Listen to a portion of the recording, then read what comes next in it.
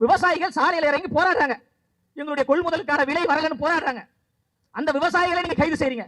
கேட்டா நான் டெல்டா காரன், நான் விவசாய மகன் என்று சொல்ற ஐயா ஸ்டாலின் அவர்களே, பரந்தூர் விவசாயிகளை போய் பாருங்க. திருநெல்வேலிக்கு சென்று இருட்டு கடையில் அல்வா சாப்பிடுவதற்கு நேரம் இருக்கின்ற ஸ்டாலின் அவர்களே, பரந்தூரில் விவசாயிகளை நீங்க பார்க்க மாட்டேன்றீங்க.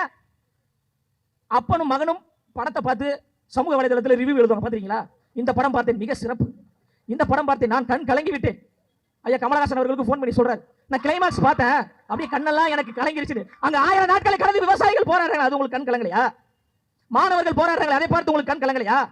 பெண்கள் நீதி வேண்டி போராடுறாங்க, அதை பார்த்து உங்களுக்கு கண் கலங்கலையா?